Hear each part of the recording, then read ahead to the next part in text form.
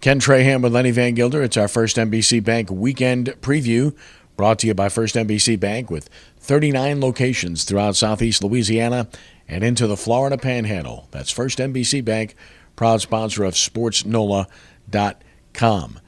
And we get things rolling this weekend with high school football, because high school football comes up first. And we've got yourselves another great game to watch live at SportsNOLA.com. Battle of St. John Parish, a couple of schools separated by 5 miles, and that's St. Charles Catholic and Riverside, two schools that have experienced enormous success in recent years. And this ought to be a great matchup in more ways than one. A district championship on the line, high seed in the state playoffs, and bragging rights. No doubt. Just like you say, just a short stretch down Airline Highway separates the schools. And look, these teams met in the semifinals a year ago. Riverside winning to get the chance to go to the Dome. They ended up losing in the state finals. But these are two very good teams again this year. We got a chance to see Riverside week 1 as part of the First NBC Bank Prep Showcase against John Ehret. And this is still an outstanding team. While they did lose that game, they've certainly bounced back from that in outstanding fashion. St. Charles Catholic, whenever you're dealing with a Frank Monica coach team, you're going to have a well-coached team that is certainly going to perhaps outplay their expectations, if you will. And you figure whenever these two teams get together, it should be really good. We'll have that for you Friday night at 7 live at SportsNOLA.com. And then on Saturday, we're staying in the same district, so you got it covered. So the Newman and Country Day coaches can watch this Friday night. The Riverside and St. Charles Catholic coaches can tune in on Saturday. Newman Country Day, we're looking forward to this one. First time we've been to Country Day to televise a football game. It is a unique atmosphere, as you well know, with the whole. It's almost like a tailgate that goes on around the stadium.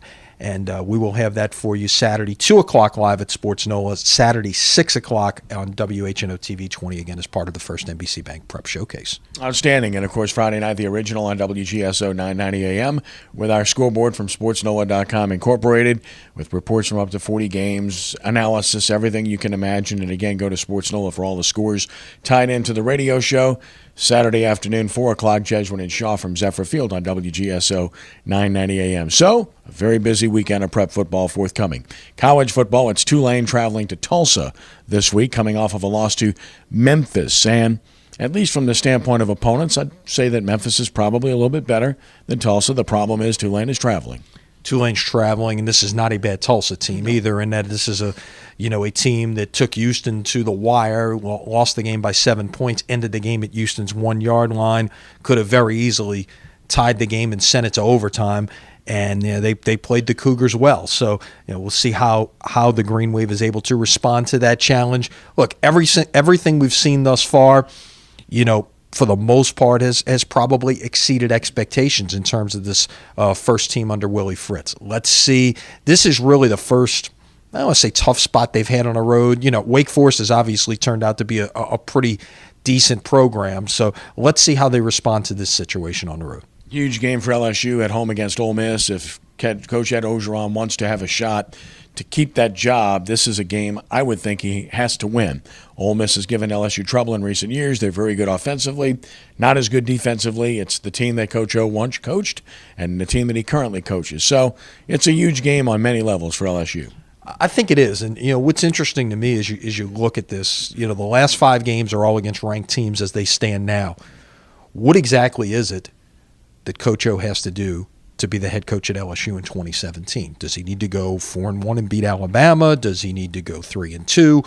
Exactly what is it? Obviously, I think as we sit here now, as opposed to close to a month ago when Les Miles was dismissed and Orgeron was made the interim coach, I think the perspective of what it was then and what it is now is certainly much more in his favor in terms of that. Agreed. And then, of course, on Sunday, the New Orleans Saints, a tough road trip to Kansas City at Arrowhead Stadium to play the Chiefs, who are very good defensively and are coming off of a convincing win over Oakland, who had been, 4-1. So this is a good Kansas City team. This is a tough task for the Saints, who are at least starting to get a little bit healthier in some areas, but they're not there. What's interesting is the one area where the Saints have played well is offensively, and certainly they've struggled defensively. Well, 3 of the next 4 weeks.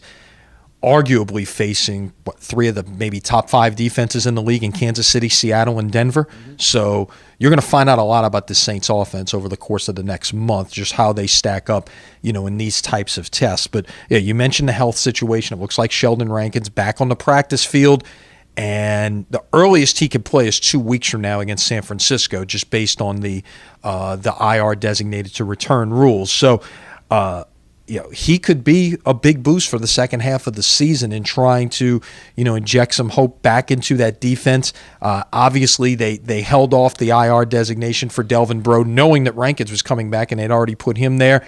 When is he due to return? Stay tuned. Hopefully, some kind of similar time frame where you get him back for the second half of the season as well. And what will that do for this defense? Getting that stout defender on the line and arguably your best corner back in the fold. Pelicans open their regular season next week. It's been a less than impressive preseason. Injuries certainly have been part of that.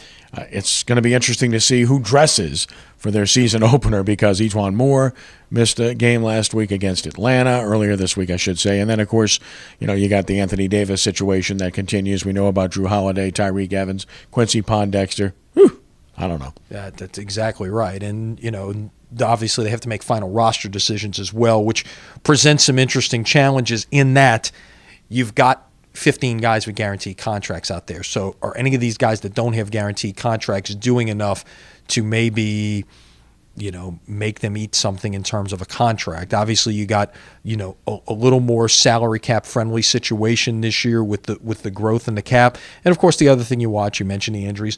Anthony Davis is probably due to be back. He'll probably be, I would say, he's a 50-50 proposition for the opener at this point based on the time frame they're putting out there. So we'll see how the next few days play out. Obviously, look, it's an 82-game season. You don't want to have to start with all of these things, but you don't want to bring somebody back too quick that maybe they re-injure something as well. You got, game 1 against the Nuggets, but game 2's against the Warriors. So if you hold him 2 more days, you might rather have him for game 2 than game 1. Stay tuned. That's our First NBC Bank weekend preview, brought to you by First NBC Bank, with 39 locations throughout the New Orleans area and growing. That's First NBC Bank, proud sponsor of SportsNOLA.com. Lenny, thanks. Have a great weekend. You too. And thank you as well. We'll talk to you next week. Until then, thanks for joining us, and God bless you.